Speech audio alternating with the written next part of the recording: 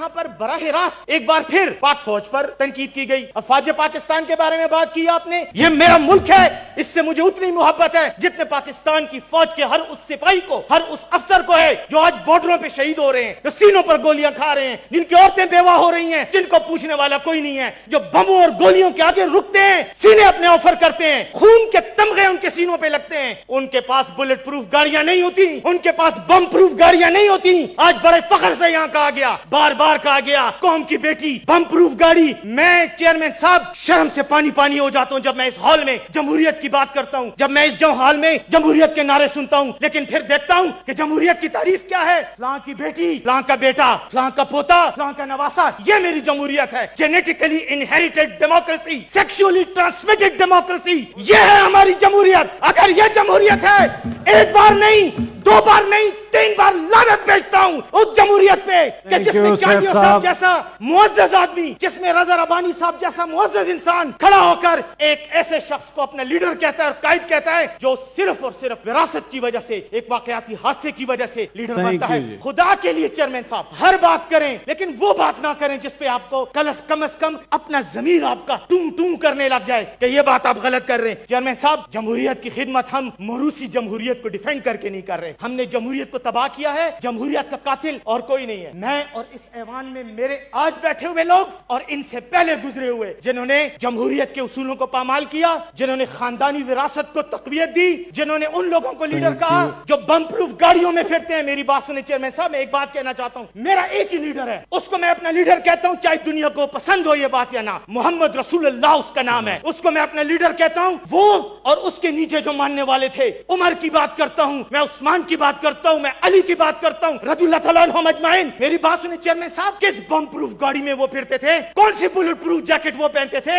लेकिन रोम और पर्शिया की सल्तनतों की ईंटें बजा दी थी उन्होंने। हरकुलियन, हेरेक्लियस, हरकुल रोम उस वक्त का सबसे ताकतवर तरीन बादशाह था। खिसरो परवेज उस वक्त का सबसे ताकतवर तरीन बादशाह था। उनकी ईंटें की ईंटें बजा दी, लेकिन कभी भी अपनी जिस्म पर इवन तीर को रोकने वाले लिबास नहीं पहना। आए जब बात करते हैं उसूलों की, शहादतों की, तो फिर हुसैन बने जो अपनी बीवी और बच्चों को लेकर मैदान करबला में चला गया था, जिसके बच्चे उसके सामने कत्ल किए गए। जब आपने कुर्बानियों की बातें करनी है तो ना बम प्रूफ गाड़ियों की बातें करें। सीनियों पर गोली खाने वाले जो आज सरहदों पर मर रहे हैं, उनका तो आप मजाक उड़ाते हैं, लेकिन बम प्रूफ गाड़ियों के अंदर पत्थर खाकर आपको चीखें निकल जाती हैं। चेयरमैन साहब, मुझे बड़ा अफसोस हुआ ये बातें सुनकर, जब पाक फौज पर हर बात पर उंगली उठाई जाती है। जो उन्होंने गलत किया है सबूत के साथ लाएं, बात करेंगे, उनको कमेटियों में भेजें। डिफेंस कमेटी है, उसके प्रेसिडेंट चेयरमैन बैठे हुए, इनके पास भेजें, बात करें, उस पर कोई फर्क नहीं पड़ता। फौज भी आएगी, अपने आप को डिफेंड करेगी। अगर डिफेंड नहीं कर सकती, बिल्कुल उनको एहतसाब करें, ये मीडिया उनको उठाए, कोई इशू नहीं है, लेकिन वो इल्जाम लगाएं जिसके पीछे आपके पास सबूत भी हो। या आपकी मुसलमानी का तकाजा है, या आपकी जमहूरी अक़दार का तकाजा है। एक मिनट, चांडियो साहब बैठे हैं, हौसला,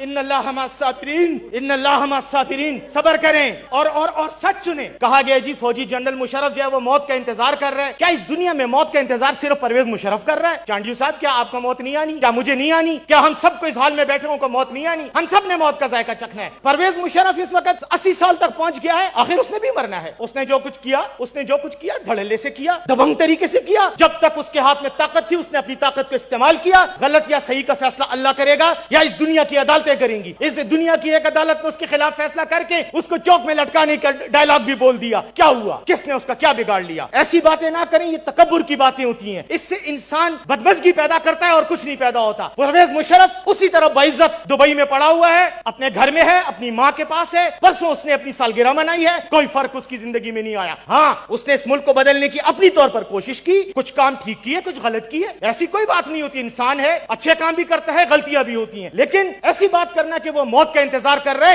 ये अल्लाह ताला को नाराजगी के बायस बनते हैं।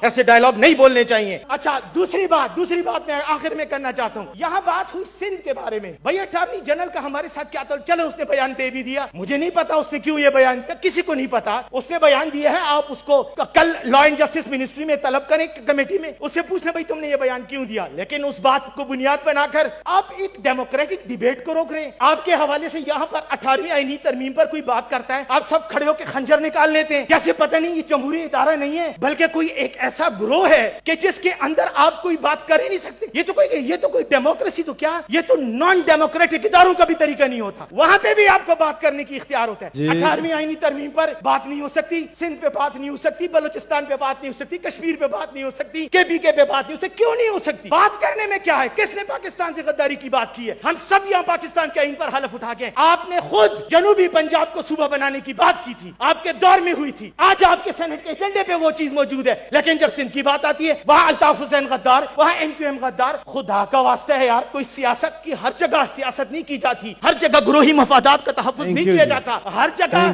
جگہ اپنے موروثی لیڈروں کو ڈیفینڈ کرنے کی بات نہیں ہوتی. کہیں پہ اس قوم کی, اس ملک کی, اس عوام کی بھی بات کریں تاکہ اللہ کے آگے کلیئر ہو. کیونکہ چانڈیو صاحب, موت کا انتظار ہم سب کر رہے ہیں, میں بھی کر رہا ہوں, آپ بھی کر رہے ہیں. یہ موت ہم سب نے چکھنی ہے, اس کا ذائقہ ہم سب نے چکھنا ہے. Thank you. میرا پرابلم یہ ہے کہ میں جو نیلیا نہیں ہوں اور میں امروہے کا نہیں ہوں, میں پشتون ہوں. میرا پرابلم یہ ہوتا ہے کہ جب میرے اوپر کوئی وار کرتا ہے تو میں اس پہ 2 وار کرتا ہوں, جب میرے خلاف کوئی بات کرتا ہے تو میں اس پہ 2 بار بات کرتا ہوں, اور آخر وقت تک اپنے دشمن کو, اپنے مخالف کو اس وقت تک نہیں چھوڑتا جب تک یا تو معافی نہ مانگ لے یا مجھے نہ تباہ کر دے. تیسرا ایک راستہ اور ہوتا ہے, سیاسی مخالفین کو کہہ رہا ہوں, تیسری بات ایک اور راستہ بھی ہوتا ہے, اور اس راستے کو کہتے ہیں راضی نامہ اور صلح کا راستہ, لیکن وہ راستہ اینڈ میں آتا ہے, وہ آخری آپشن ہوتا ہے. پھر آپ نے کہا کہ انسان دعا مانگتا ہے اور پھر اس وقت دعا کی قبولیت کا ٹائم ہوتا ہے. اگر اس ملک پر آج یہ لمحہ, اگر اس ملک پر اگر قبولیت کا وقت ہے تو میں آج اللہ سے یہ دعا مانگتا ہوں کہ وہ میری جان اس ملک پر ایک بار نہیں 1000 بار قربان کر دے, میری نسلوں کو قربان کر دے.